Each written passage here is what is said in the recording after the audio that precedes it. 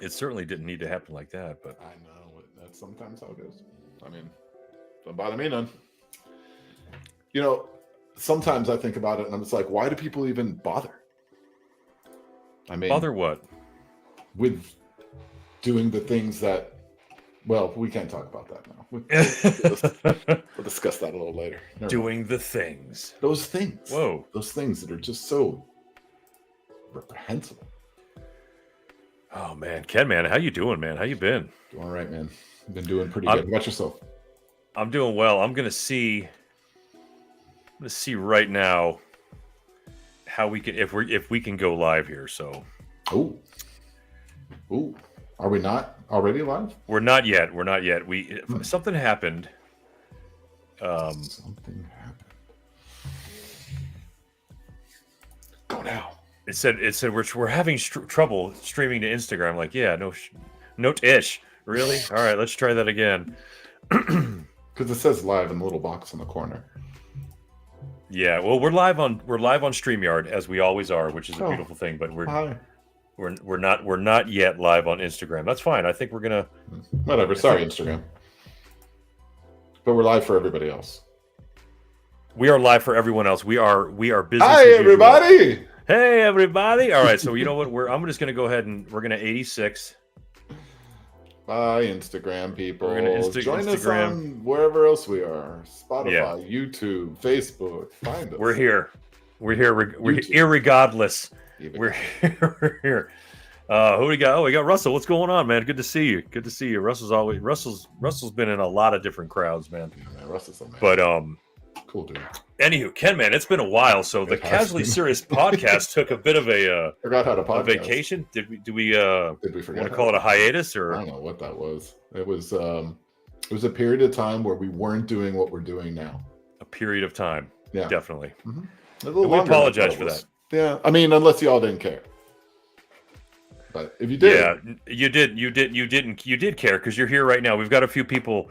Richard, what's going on? Good to see you. Nicole, how you doing? Yeah, see, we got some folks over at the Build Different group that are going to definitely for come and joining chill us. out. For any of you folks who are not familiar with the Casually Serious podcast, we've been doing this for a couple of years now, and we've done a lot of episodes, and it's just been just a little bit of time since we've done it. Maybe a year. I don't know. It could be less. I have absolutely no idea. But yeah, we definitely want to say hello to some of the folks. April, how's it going? Tomas, we got everybody. What's up, Stefan guys? coming in. What's going on? Yeah, this Thanks is for good. joining So us. so we had a bunch of different ideas about what we were going to do for the new season, and we landed on a few different ones. So Probably not very good, but we're I don't know going if to we give them landed. a shot anyway. Yeah, but again, it has been quite a while. It's been a long time, and I think Oh, man. we don't want to apologize because we don't want to seem like we did anything wrong. But we were gone for a while. We were definitely gone for a while. So, what do we got next? What do we got popping first? This.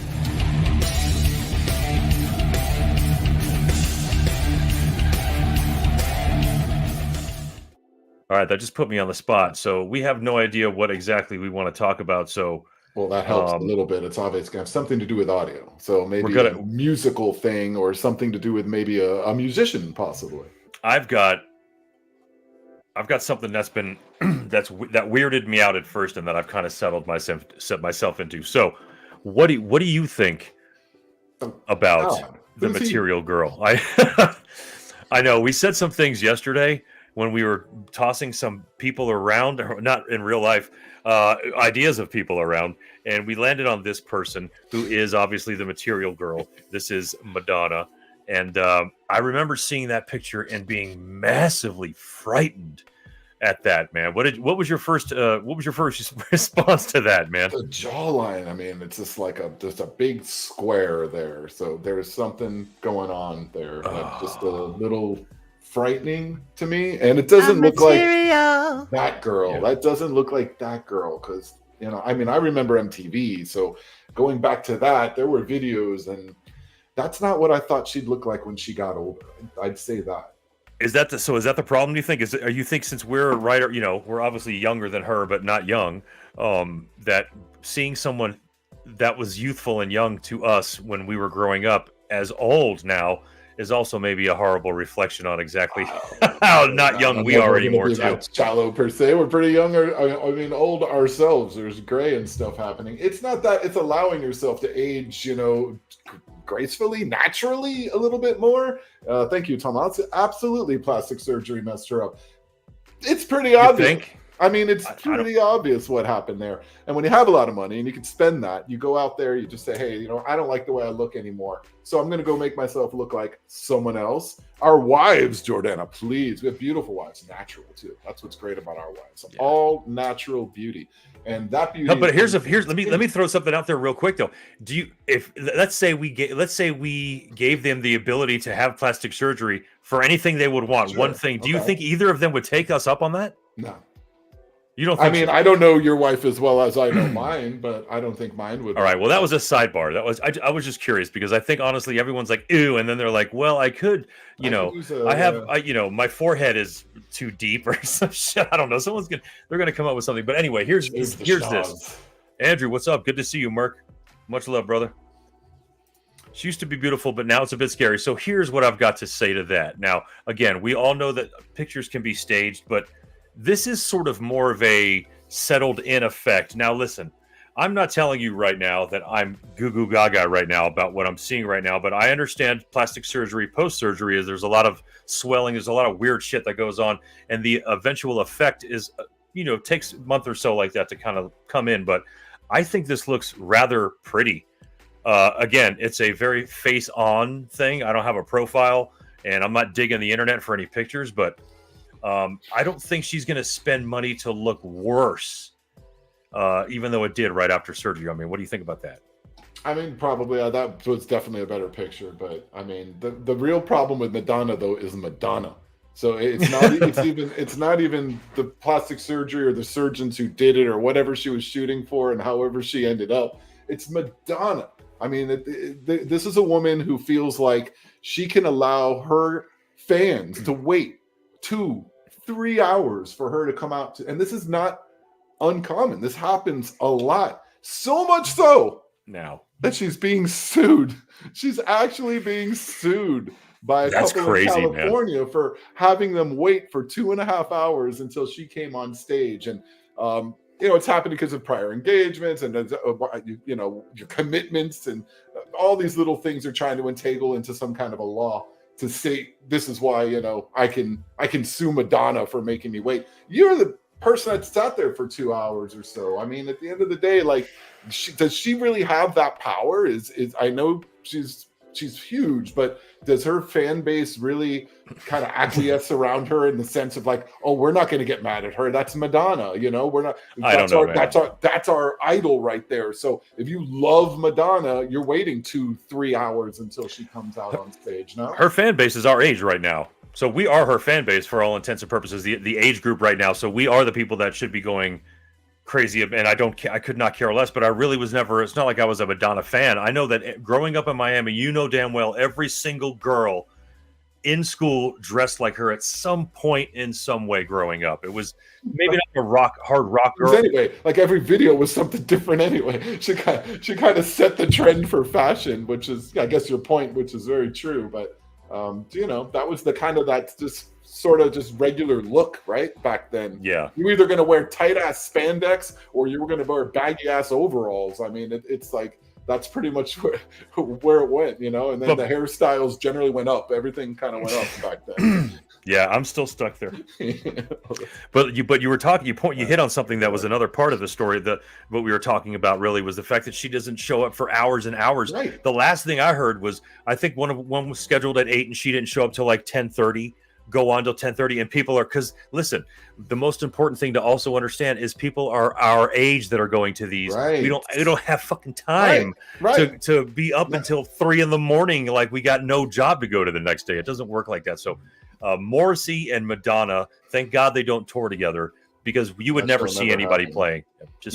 Neither of them would show up. My wife went to the show in Miami a few years back with some of her friends, and she didn't show up for 3 hours.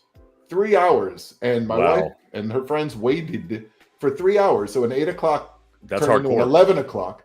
They stayed for like 4 songs and left. But this is what happens, you know? It even got to the point where my wife put on Twitter talking about it and how pissed she was. And she got attacked on Twitter by like all the Madonna fans, like, "Whoa, shut up!" and calling all different types of names for making a comment about Madonna taking forever to come on stage and being upset about it.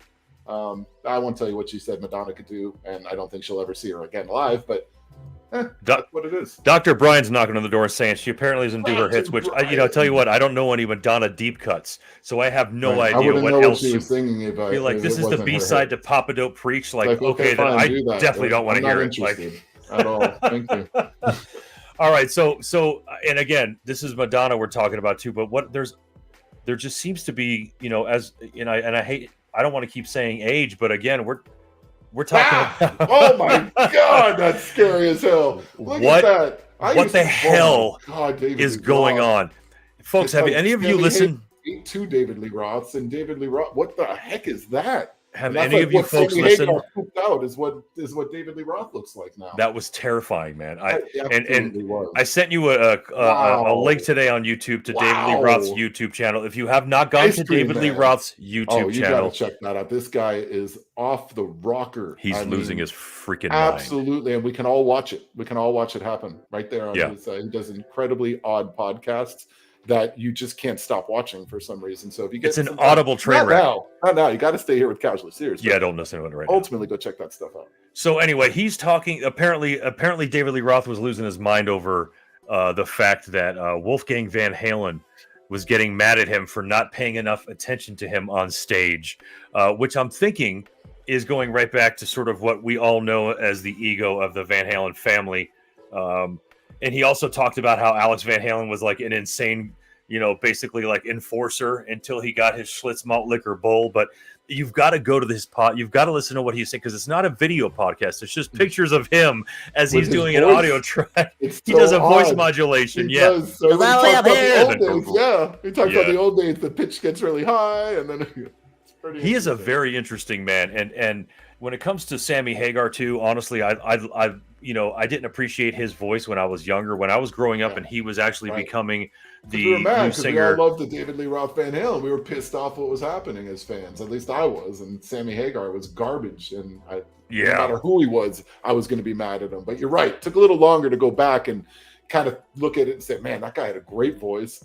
5150 is an insane great album from beginning to end. So, that stuff's great. I mean, that sound was really good. It went to crap after that, if you ask me. OU812 for an yeah, but we're talking about that was all cool. How do you he just doesn't have any barriers, I think, when it comes to who he's gonna dump on. And to dump on Wolfgang, I think it's just a little it's just a little cheesy, man. It's a little cheesy to do, I think, dude. Oh yeah, of all of them, that's who he picks on. That's great, But apparently Wolfgang, on 2 occasions, if you have not listened to that podcast, he threw out this female that he thought was just some groupie chick with DLR when it was actually their entire accounting firm and a bunch of checks and bonuses and cash. And he did it on 2 separate fucking nights, which I think is hilarious. So if that is true, then I can kind of understand why he would be giving Wolfgang some shit. But how much can you believe what's coming out of that man? The way he looks, sounds, and acts. I mean, I think let's just how many talk of those the way the kids talk. Just a little bit, maybe. We're talking about Riz, man, right? So if there's anybody in the rock and roll world who has charisma, it is David Lee Roth, and the guy will find a way to sell you, Satan butter somehow, some way. He'll be like, just buy it from me. He's just a wacky dude, and there's just something compelling about what he's saying. Does it sound true? Probably not, but I don't know. He's insane, dude. Makes the thing is good.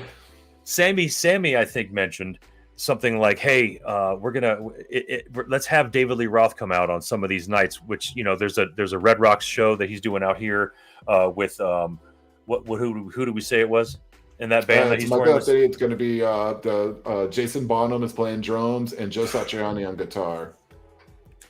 And Michael Anthony on bass. Michael Anthony is on bass. So they're basically doing like a whole all the generations of Van Halen.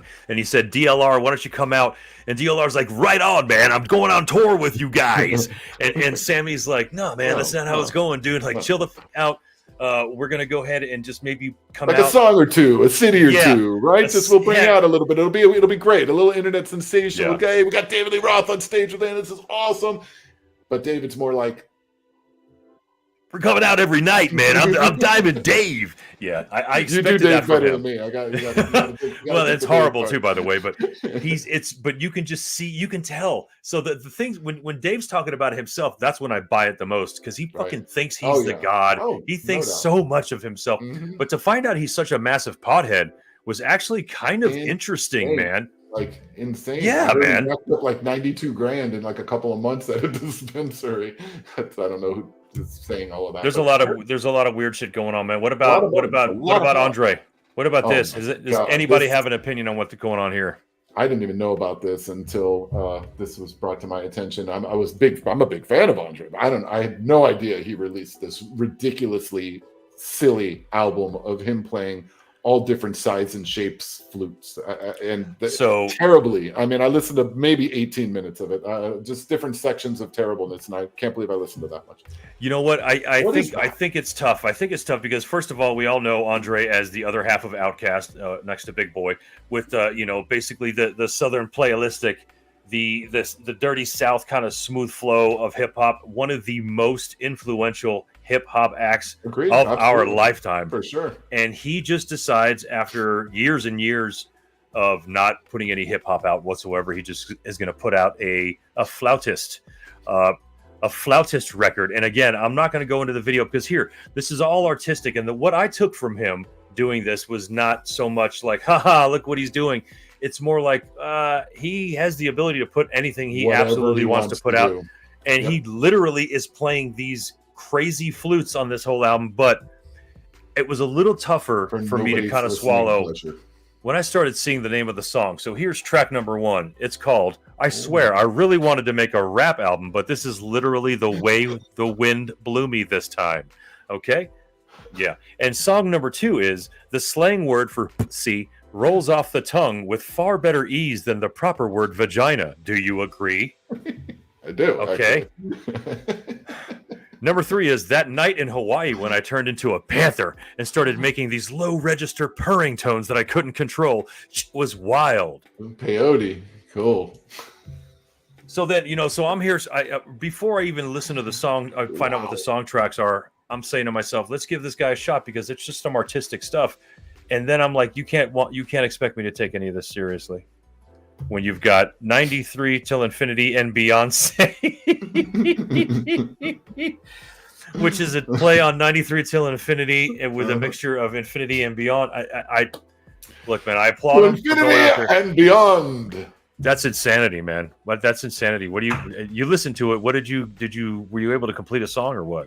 No, I went through a couple of different tracks to see if things just got a little better or just kind of pushed it along a little bit to see if maybe he just bust out into something that, sounds mildly interesting, but none of it was. It was very boring. It wasn't, obviously it's not my style, so maybe somebody likes that, but I think he just did that because he could do that. No, that's long names. And he can come up with those crazy long names. I mean, dude, the name of our show tonight is a Taylor Swift song. So Jordana was saying she saw the tour with Hagar. I think it was Van Hagar is really what they sold it as. Hagar, sure. Something like that. Or I know it was DLR and Hagar, and they were both splitting time. She said 20 years ago, and she's talked to me a million times about it, and it's cringy to think about because I don't know, man. Like, why would you go out there and do that if you can't sing? I know Sammy was probably very close to register, but there's no way DLR was. Is there anybody in the comment section who saw that tour? Please talk to us about that. So he never was. That man doesn't sing. He just kind of goes about his way. I mean, truthfully, he doesn't have registers from high to low. He has David Lee Roth sound. He has the raspy. He's able to kind of hide all of that with the way he sings, and the fact that he doesn't have a great voice, he's able to hide with that raspy sound he had. It was great. I mean, it's amazing. I loved it. Obviously, I love all the Van Halen. I mean, and that voice fits so perfect with just the most incredible band that any frontman could possibly have. And certainly at that time, he had that. So it worked out great. I mean, I had no complaints about it. I was a huge Van Halen fan all the way through. But to see what's happening now is kind of silly. When I saw them in 2008, when they brought DLR back on that tour in 2008, he was terrible. I mean, absolutely terrible. He sounded horrible. Look, there could be a chance that maybe Andre's like, yo, I don't have the flows I have anymore, so I'm going to go the way of flautist instead of trying to go out like DLR. It's funny because Dr. Brian's over here saying it's probably meant to be put on top of beats, which, you know what, that I don't know if you're being cute, but I would buy that. But that's not. There's no way that he would just put that out. That would be something that I'm would going to start sampling Andre's crazy flute shit. Watch this crazy. Look what I can do. Yeah. So what Dr. Brian said, I saw 2008 just DLR. He was terrible. We were there together. Trevor was sitting in the chair next to it. Trevor fell asleep. Actually, I had a friend of ours literally fell asleep during that show. Oh, the Dubenek. Expensive tickets, by the way. It's like, that's insane, man. What are you doing sleeping? That's insane. Well, you know what? But it wasn't great, though. I got to say, he didn't miss much because, I mean, the boys sounded great, but DLR was just like, what? You got to stop. He had backup singers. He had people trying to help him in like every song. Still didn't work. He'd be screaming over everything. And, oh, God, it was obnoxious. We got to pop through.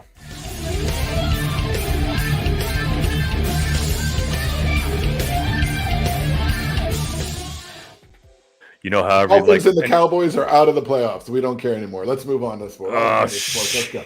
I didn't even think you'd mention those people right now. That's kind of crazy. I'm not worried at all. It doesn't bother me.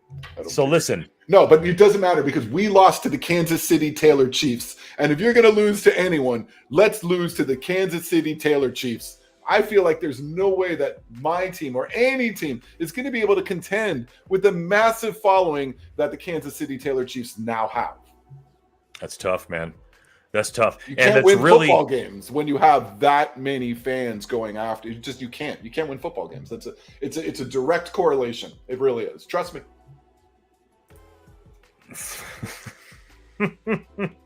Oh my God.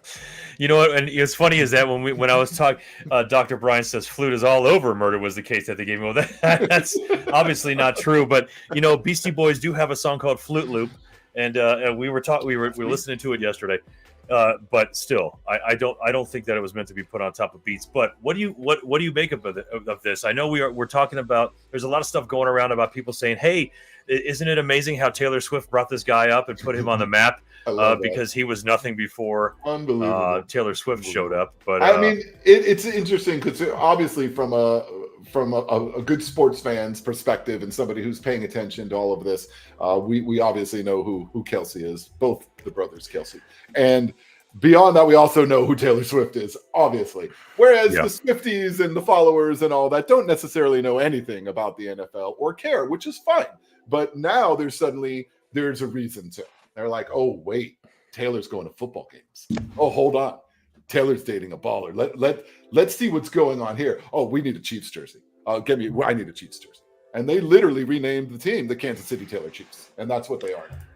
Listen, smart marketing right there. Great job by the Chiefs. Smart move.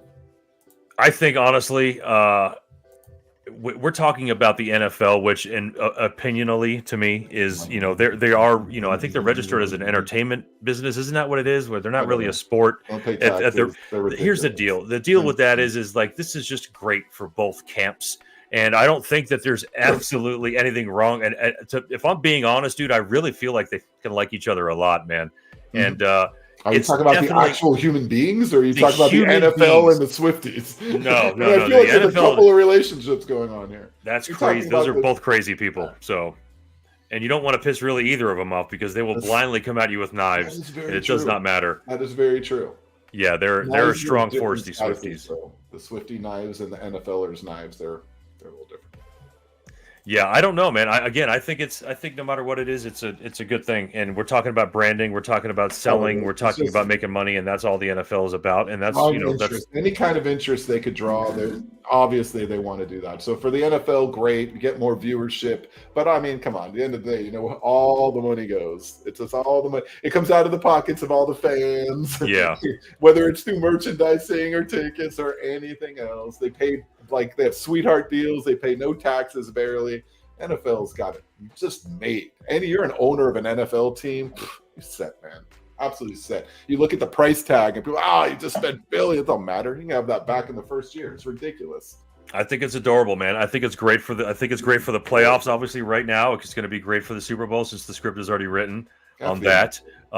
It's going to be good. I think it's actually pretty pretty cool. You know what I mean? Like, whatever, man. It's when you don't have any stake in football games anymore in the postseason, like my team and your team, we might as well follow the soap opera. Very used to that too. These are the football novellas that we've been looking for, but it is. That's true. It gives that little more, that little excitement there. I mean, honestly, seeing Jason Kelsey out there with his shirt off and freezing cold, and I should hate him because he's the Eagle, but as a human, when he takes that uniform off, he's a retired Eagle now. He actually, I think he redacted that. I think somebody else tried to say that someone else on air said that he was going to retire, and he was looking like he was saying goodbye to a lot of people on the sideline that game, but he did come out afterwards say that I didn't say that, and don't put words in my mouth kind of thing. No, whatever. So. If he comes back, the Fangio goes over there, the Eagles are going to be better again. Oh, we've got a fan chiming in. So Jordana Riley says, that's a beautiful name, by the way. She's literally the biggest star in the world. She lives in no world where she doesn't get attention. NFL capitalizes on anything that will make them money. True. All true right there. Ding, ding, ding. So really it's a non-story. Why did we bring that up? I think that was the only good mix of sports and entertainment there that we really had. That's it. We got mixed media though.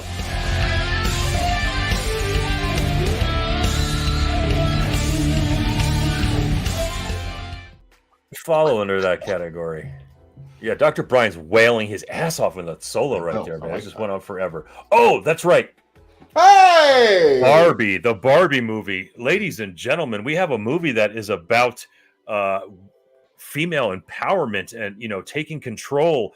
And we were all wondering whether they would get a nod, and it didn't necessarily happen in the beautiful award show. Can we say their name? I don't know if we can say the award show. I don't know if I want to play the game with that, but it did turn out that that Ryan Gosling as Ken did get nominated, though, right? Which is just the great irony of all that. I think it's right.